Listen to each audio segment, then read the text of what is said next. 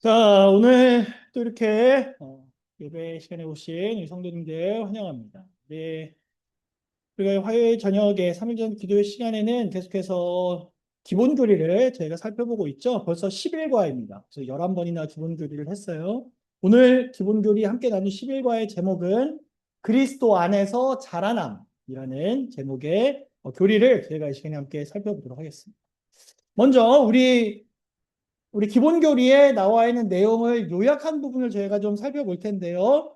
오늘 요약 부분은 조금 깁니다. 제가 읽겠습니다. 십자가에 달려 돌아가심으로써 예수께서는 악의 세력에 대해 승리하셨다. 이 지상에서 봉사하시는 동안 귀신의 영들을 진압하신 분께서는 그들의 능력을 깨뜨리시고 그들의 궁극적인 파멸을 확실하게 하셨다. 예수의 승리는 평화, 기쁨, 그리고 그분의 사랑에 대한 확신 가운데 그분과 동행하는 우리에게 아직도 우리를 통제하려고 하는 악한 세력에 대한 승리를 준다. 지금 성령께서는 우리 속에 거하시며 우리에게 힘을 주신다.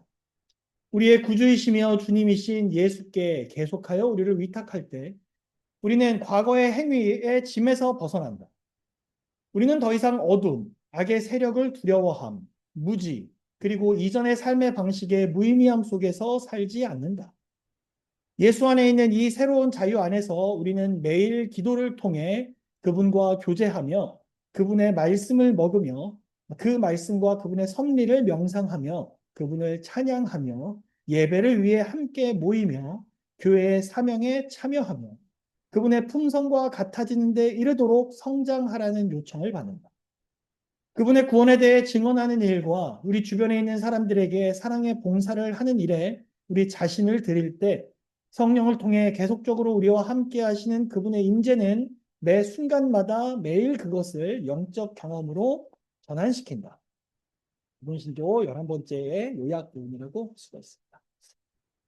자, 우리 이 말씀을 좀 살펴보면서 먼저 우리가 생각했으면 하는 게 바로 이겁니다. 여러분, 우리 주변에 우리 눈에 보이지는 않지만 늘 존재하는 게 뭐가 있죠? 우리가 숨 쉴 때 필요한 이 산소가 있겠죠. 그런데 만약에 이 지구에 길게도 아니에요. 딱 5초만 산소가 딱 사라졌다가 다시 생긴다.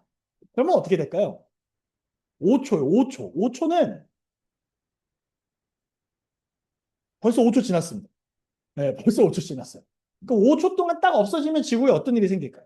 그냥 우리가 숨만 잠깐 하고 참았다가 쉬면 될까요? 그렇지 않더라고요. 지구에 딱 5초만 사라지면 어떤 일이 일어나는가? 첫 번째, 일단 빛이 사라집니다.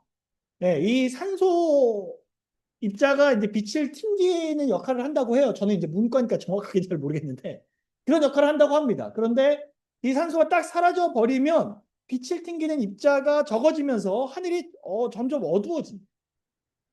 두 번째, 콘크리트로 지어진 모든 건물들은 한순간에 가루나 이렇게 먼지로 돌아가 버리는 거예요. 왜냐하면 산소가 이 콘크리트 속에서 각 물체들을 결합시켜주는 그 접착제, 결합체 역할을 하는데 산소가 사라지니까 이걸 붙잡아줄 힘이 없어서 그냥 건물 자체가 확 사라져 버린다. 세 번째, 모든 비처리 금속들, 그러니까 우리가 뭐 작업하지 않은 일반 뭐 철이라든지 어떤 그런 금속들 있잖아요. 그러한 것들이 서로 붙어버린다. 왜냐하면 이 산소와 이 금속이 반응해서 쉽게 말하면 그 금속의膜같은 게 이렇게 처지는데 그것들이 서로 딱 붙어버리는 것을 막아준대요. 근데 산소가 없으면 그게 다 붙어버려. 네 번째, 이거 조금 무섭습니다. 산소가 딱 사라지는 순간 모든 사람의 귀 속은 폭발을 하는 거예요. 왜냐하면 산소와 우리 몸의 그 기압 차이를 이렇게 잘 맞추고 있었는데 이게 딱 사라지면서 이제 고막이 탁 하고 터진다라고 합니다. 다섯 번째, 그 혹시 산소가 사라지는 순간에 햇볕에 노출돼 있던 사람들은 즉시 화상을 입어버립니다. 네. 산소가 이 우리 피부를 자외선으로부터 이렇게 보호를 해주는데 그걸 못한다. 뭐 너무 기니까 설명은 좀 넘어갈까요? 여섯 번째, 지구의 지각이 무너져 내린다고 합니다. 산소가 사라지면 45%를 차고 있던 지구 표면에 산소가 사라지기 때문에 이렇게 무너져버립니다. 그리고 수소가스만 남게 되고요. 여덟 번째, 바다가 한순간에 사라져서 우주로 날아가 버린대요. 왜냐하면 산소가 없으니까 이 수소만 남는 거거든요. 그 수소가 다 대기권 밖으로 탈출해 버려서 5초 후에는 산소가 존재하지 않는, 아니, 바다가 존재하지 않는 지구가 되는 거죠. 자, 뭐 지구에 산소가 2배 더 많이, 이건 뭐 찾아보지 않겠어요. 제가 왜 요걸 이제 좀 찾아보게 되었는가? 너무나 당연한, 우리 주변에 있는 것이 당연하게 느껴지는 것이 만약에 없다면 그동안은 우리가 아예 뭐 산소 당연히 있는 거고 우리가 뭐 당연히 숨 쉬는 거고 하고 생각할 수 있지만 그게 사라져 버리면 뭐 잠깐이니까 이게 아닌 거. 실제로는 엄청난 일이 일어난다는. 그렇다면 만약에 여러분 십자가가 없다면 어떨까요? 우리 하나님을 믿긴 하는데 이 십자가라는 사건, 이 십자가 사건이 없어요. 성경에 등장하지 않습니다. 그러면 우리에게는 어떤 일이 발생할까요? 없어도 될까요? 자, 우리 기본 교리에서는 이 십자가가 없을 때 어떤 일이 일어나는가 이렇게 3가지로 좀 요약을 좀 해놨습니다. 첫 번째, 사탄의 세력이 패배하지 않는다는, 사탄의 세력이 패배하지 않는다. 왜요? 십자가를 통해서 사탄이 이제 완전히, 완전히 굴복하고 패배하는 순간이 이제 십자가인데 십자가가 없으면 사탄의 세력이 패배하지 않아요. 그리고 뭐가 해결되지 않습니까? 죄의 문제가 해결되지 못한다고 합니다. 그러다 보니까 자연스럽게 3번째, 뭘 이기지 못해요? 사망을 이기지 못해요. 예수님께서 십자가에 달리셨다가 달려 돌아가셨다가 다시 부활하시는 과정이 있어야 되는데 그게 없기 때문에 우리가 사망을 이긴다라는 것이 우리가 뭔지 모르고 이길 수 없게 되는 거죠. 그래서 사탄은 실제적으로 이 십자가 사건이 있기 직전에 예수님을 엄청나게 공격을 합니다. 우리 기본교리는 그 상황에 대해서 이렇게 정리를 합니다. 십자가는 마지막 맹공격이에요.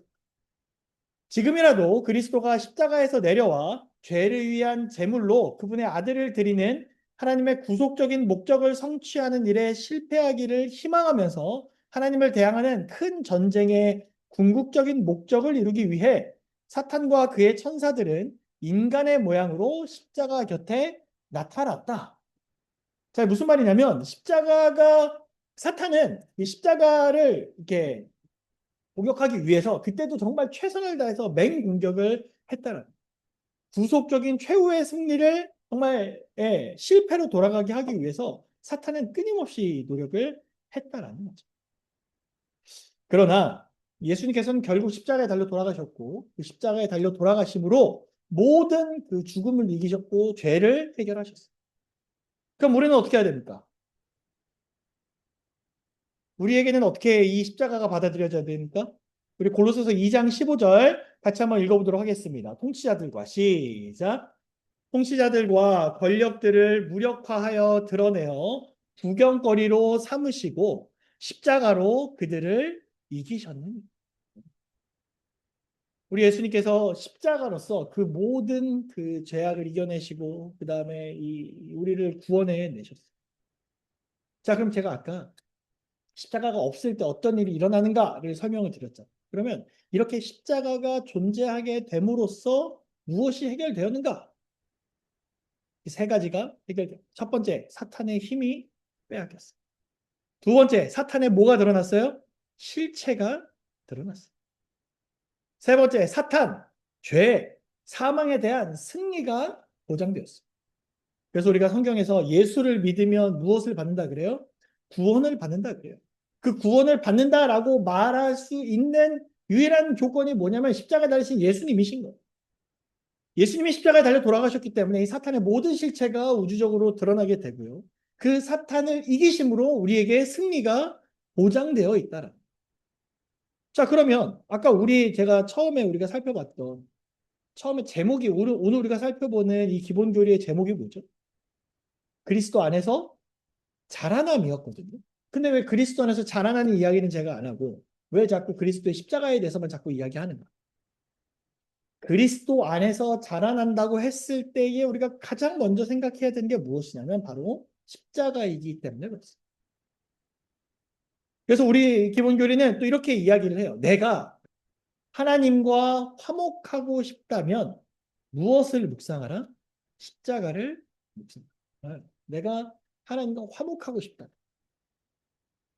여러분, 우리가 신앙을 한다고는 하지만, 교회를 다닌다고는 하지만, 하나님을 믿는다라고는 하지만, 정말 내가 하나님과의 관계가 어떠한가를 다시 한번 질문을 던질 필요가 있는 것 같습니다.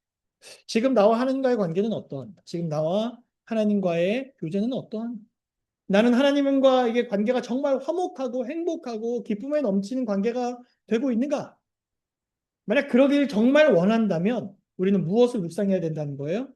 십자가를 묵상해야 된다. 그렇게 십자가를 묵상함으로 우리에게 일어나는 변화가 있습니다. 그것이 무엇이냐면 우리의 자아를 굴복하게 된다는 거예요. 우리 두 가지 상징절이 있는데요. 갈라디아서 2장 20절 먼저 같이 한번 읽어보겠습니다. 시작.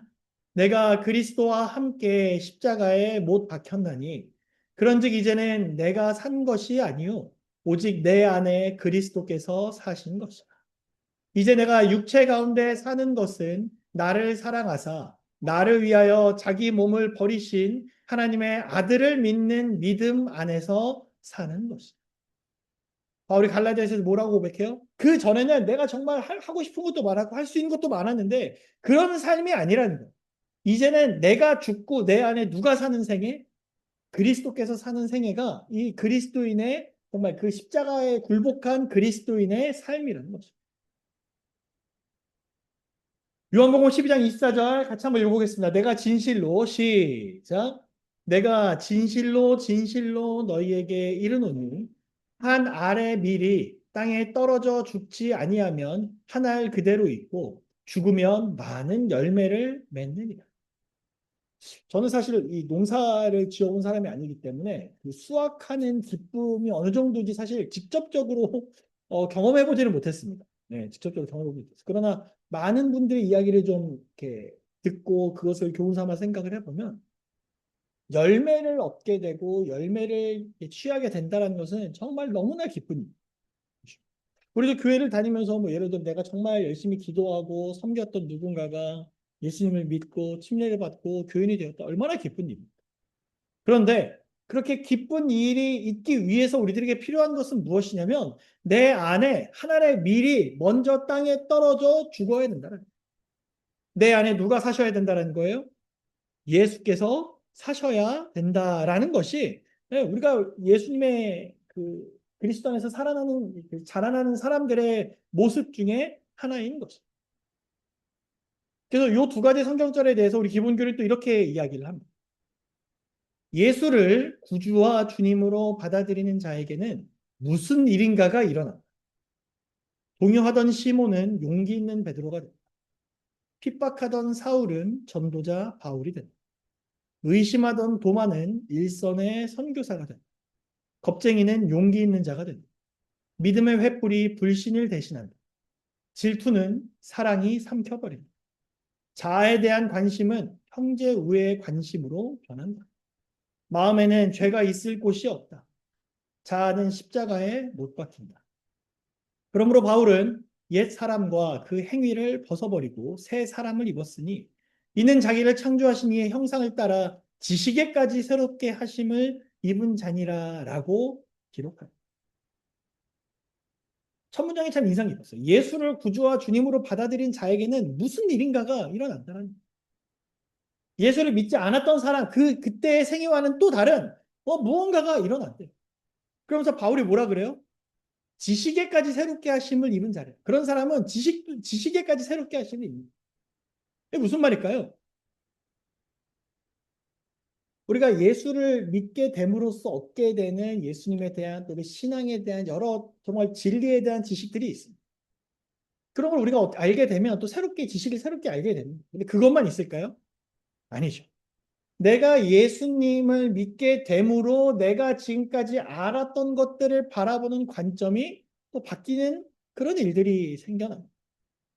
예전 같으면 그냥 아무렇지도 않게 세상을 바라보고 아무렇지도 않게 세상의 흐름에 내 몸을 맡기고 세상에서 유행하는 거 혹은 세상에서 뭐 이렇게 인기가 있는 것들 별거 아닌 것처럼 대수롭게 여길 수 있지만 예수님을 믿고 예수님 안에서 살아가는 사람들은 내가 지금까지 알고 있었던 것을 다르게 볼 수 있는 눈이 생긴다라는. 고등학교 3학년 때 수능이 끝나면 고3은 더 이상 학교에서 공부를 하지 않습니다. 뭐만 하냐면 학교에서 영화를 그렇게 많이 봤어요. 뭔가 그 수업도 뭐 별로 안 해요. 수업을 할 게 없으니까. 영화를 엄청 많이 보는데 그때 나와서 인기가 정말 그때 당시 정말 사람들이 많이 봤던 인기 있던 영화가 뭐냐면 해리포터였어요. 해리포터. 해리포터. 근데 저는 재밌게 봤죠. 해리포터 얼마나 재밌습니까?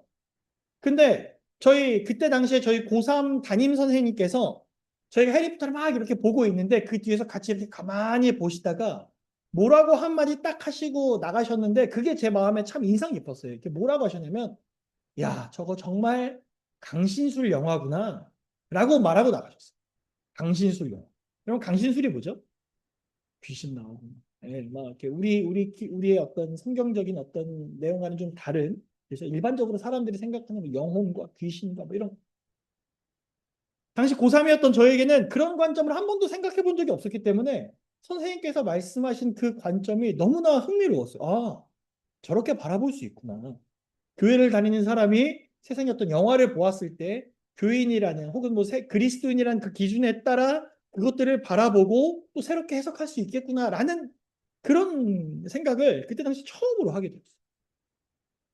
여러분 간절히 말하기에는 우리 안에도 무슨 일인가가 있었으면 좋겠습니다.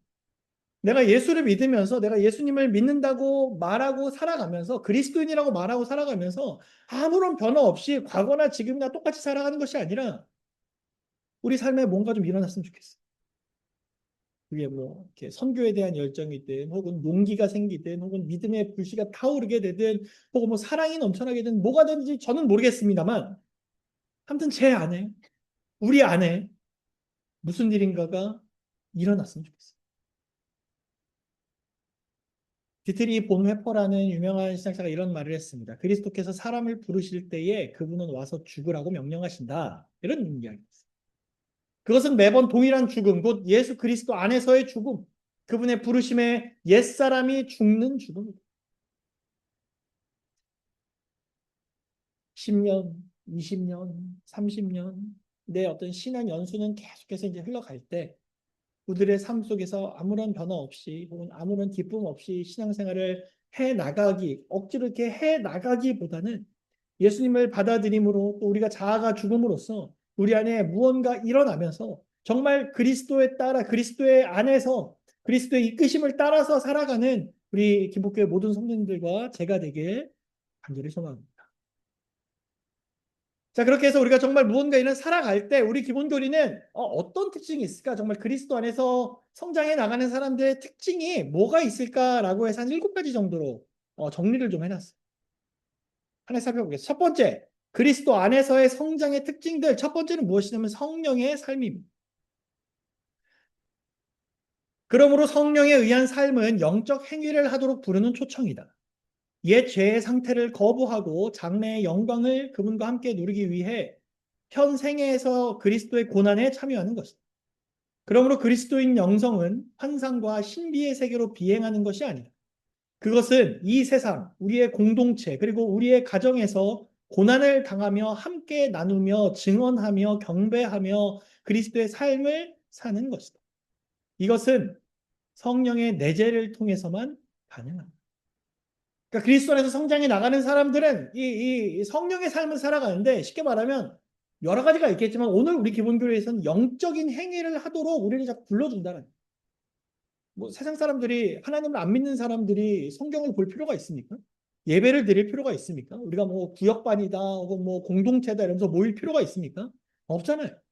그러나 하나님을 믿는 그리스도 안에서 성장하는 사람은 성령께서 우리의 마음에 그러한 마음을 불러일으켜 주신다라는 말씀을 더 살펴보고 싶고 더 기도하고 싶고 더 예배드리고 싶고 그래서 그걸 또 함께 나누고 경배하며 사는 그러한 삶을 사는 것이 그리스도 안에서 성장하는 사람의 모습이라고.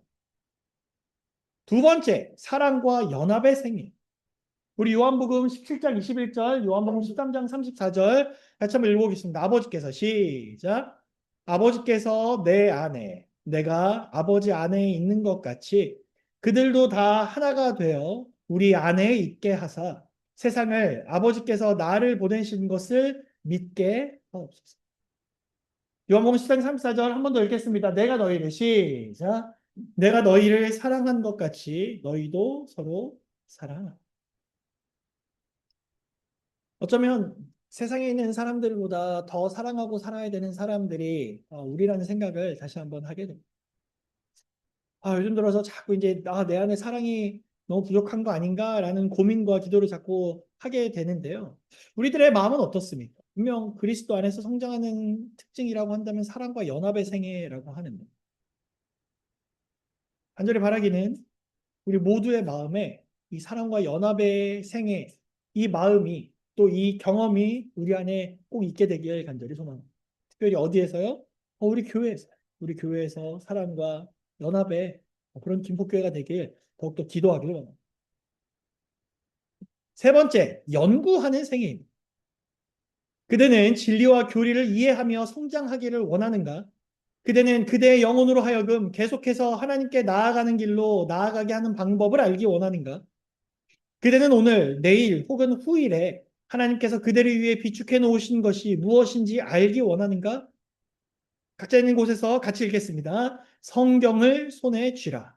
매일 성경을 연구하라. 기도로 성경에 접근하라.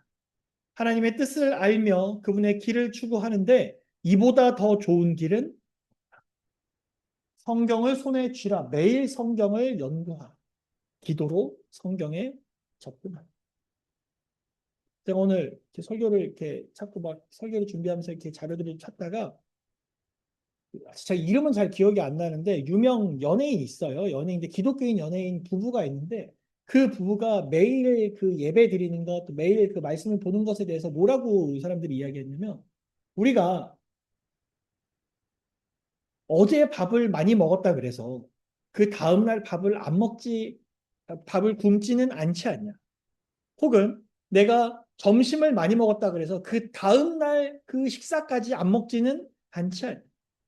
내가 말씀을 보는 것, 예배를 드리는 것, 매일 뭐 예배를 드리고 매일 말씀 보고 매일 기도하는 것, 이것은 뭐랑 똑같냐면 그냥 내가 매일매일 밥 먹는 거랑 똑같다는 거. 어제 먹었어도 오늘 또 먹고, 오늘 먹었어도 내일 또 먹는다는 거죠. 우리에게는 연구하는 생애가 좀 필요한 것 같아요. 그래서 제가 지금 이제 계획으로는 우리 그 안식일 날 오후 설교를 좀 이제 예언에 대해서 다루려고 좀 계획을 하고 있습니다. 그래서 다니엘과 계시록 그리고 또 예언들을 우리가 함께 좀 이렇게 뭐 사경회처럼 할 건 아니지만 그래도 그 말씀 하나하나를 저희가 좀 살펴보면서 그 예언들을 다시 한번 새기고 마음에 익히고 그 말씀에 따라서 또 우리의 삶을 조율해 나가는 그런 안식일을 좀 보내면 좋겠다라는 생각을 좀 하게 됩니다. 그런데 그것뿐만이 아니라 여기서 말하는 연구하는 생애는 제가 준비해서 설교로 나누는 시간뿐만이 아니라 여러분들 각자 여러분들 각자 집에서 혹은 우리가 지금 이제 구역반을 저희가 하자고 이제 나눴고 또 이제 어떤 반에서 뭐 이렇게 모이고 하는 걸 제가 듣게 되었는데 그 과정들을 통해서 또 성경을 계속 나누게 됩니다. 그렇게 연구하는 생애 그리고 그것을 즐거워하는 생애가 이 그리스도 안에서의 성장의 특징이라고. 네 번째, 기도의 생애입니다. 에베소 6장 18절 같이 한번 읽어보겠습니다. 시작. 모든 기도와 간구로 하되 무시로 성령 안에서 기도하고 이를 위하여 깨어 구하기를 항상 힘쓰며 여러 성도를 위하여 구하고. 여러분 우리 지금 정말 기도해야 될 때인 것 같아요. 우리 교회를 위해서 또 나의 신앙을 위해서 정말 기도해야 될 때인 것 같습니다. 모든 기도와 간구로 하되 무시로 성령 안에서 기도하고 이를 위하여 깨어 구하기를 항상 힘쓰며 여러 성도를 위하여 기도하고. 함께 기도하면 정말 좋겠습니다. 각자 계신 곳에서 또 우리 함께 모일 때마다 기도하는 생애가 우리의 생애가 되면 좋겠습니다. 다섯 번째 열매 맺는 생애입니다. 이건 아까 우리가 살펴봤으니까 넘어가도록 하겠습니다. 여섯 번째 영적 전쟁의 생애. 여러분 그리스도 안에서 성장하는 사람들의 특징 중에 하나는 뭐냐면 영적 전쟁을 하는 생애예요. 제가 알겠습니다. 그리스도인 생애는 싸움과 전진의 생애이다. 이 싸움에는 면제가 없다. 모든 사람은 그들 자신을 위하여 이 싸움에 참전해야 한다. 다른 어떤 사람도 우리의 싸움을 대신해 줄 수 없다. 우리는 개인적으로 이 싸움을 감당할 책임이 있다.